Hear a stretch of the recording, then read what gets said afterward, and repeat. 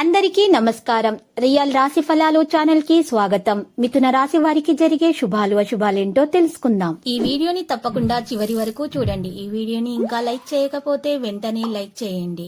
ప్రతిరోజు మీ రాశి ఫలాలు అందరికంటే ముందుగా తెలుసుకోవాలంటే క్రింద కనిపిస్తున్న రెడ్ కలర్ సబ్స్క్రైబ్ బటన్ ని క్లిక్ చేసి ప్రక్కనే ఉన్న బెల్ బటన్ ని యాక్టివ్ చేయండి. అలాగే ఈ వీడియోని తప్పకుండా మీ మిత్రులందరితో షేర్ చేయండి.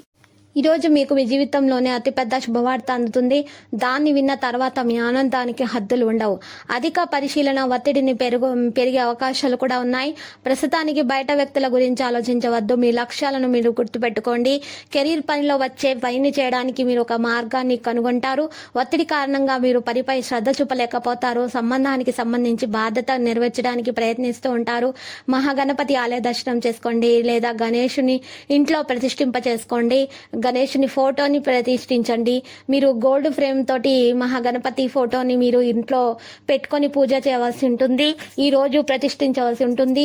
ఈ రోజు మీరు చూసినట్లయితే తొందరపాటి నిర్ణయాలు అసలు తీసుకోవద్దు. కోపంగా ఉండవద్దు. మీ స్వభావాన్ని మార్చుకోండి. మెరుగుదల అవసరము. ముఖ్యమైన నిర్ణయాలు తీసుకునేటప్పుడు అనుభవజ్ఞుల వ్యక్తుల సలహాలు తీసుకోవాల్సి ఉంటుంది. ఈ రోజు మీరు చూసినట్లయితే ఆధ్యాత్మిక కార్యకలాపాల్లో కూడా సరైన సమయం గడపడానికి అవకాశం ఉంది. ప్రతికూల సభలో ఏదైనా వస్తువు కొనుగోలు చేసే అవకాశం ఉంది. ఊహించిన దానికంటే ఎక్కువ ఖర్చు అవుతుంది. ఏదైనా ప్రత్యేకమైన ప్రణాళికలు అమలు చేయడంలో ఇతరుల మాటల్లోనికి రావద్దు.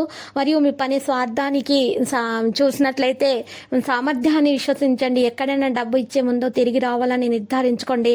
వ్యాపారం మరియు మీ యొక్క వృద్ధిలో మీరు జాగ్రత్తగా మీరు ఈ రోజు ప్రవర్తించవలసిన అవసరం ఉంది.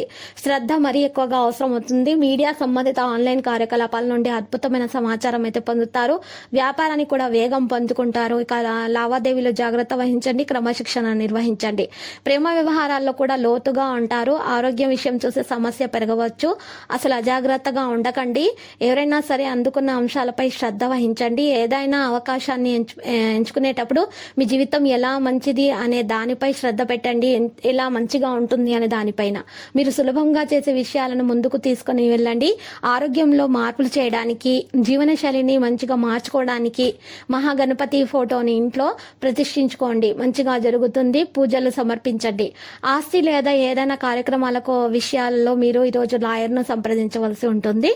ఇక మీరు ఈరోజు జాగ్రత్తగా వ్యవహరించాలి. ఆచితూచి అడుగు వేయాల్సిన సమయం. కోపాన్ని మాత్రం ఈరోజు తప్పకుండా మీరు కోపాన్ని నియంత్రించుకోవాల్సి ఉంటుంది. లేకపోతే మీ కోపం కారణంగా సమస్యలు పెరిగే అవకాశాలు అయితే కనిపిస్తున్నాయి. విద్యార్థులు తమ విద్యపై శ్రద్ధ పెట్టవలసిన రోజు. ఈ రోజు విద్యార్థుల ఆరోగ్యం నలతగా ఉంటుంది. వారికి తలనొప్పి, జలుబు, దగ్గు, జ్వరము, లోపల వంటి సమస్యలు అయితే ఎదురయ్యే అవకాశాలు కనిపిస్తున్నాయి. ఈ రోజు మరి లక్కీ సంఖ్య 68. లక్కీ కలర్ అయితే లేత గోధుమ రంగు. మరియు నేటి పరిహారం చూసినట్లయితే ఈ రోజు మరి పరిహారం కొరకు మీరు 8 జాజికాయలు తీసుకోవాల్సి ఉంటుంది. ఒక అద్దం తీసుకోవాలి. ఆ అద్దం ముందు కూర్చోవాలి. 8 జాజికాయలు పెట్టాలి. ఆ దక్షిణ ముఖం వైపు కూర్చోవాలి. దక్షిణ ముఖం కూర్చొని ఒక అద్దం తీసుకొని ఆ అద్దం ముందు 8 జాజికాయలు పెట్టాలి. ఆ జాజికాయలను అద్దంలో చూస్తూ బొగ్గుతో కాల్చాలి. మీ శత్రువుల కాల్చేటప్పుడు ఎవరైతే మీ శత్రువులు ఉన్నారో వారి గురించి, వారి పేర్లను గురించి తలుచుకుంటూ కాల్చాలి.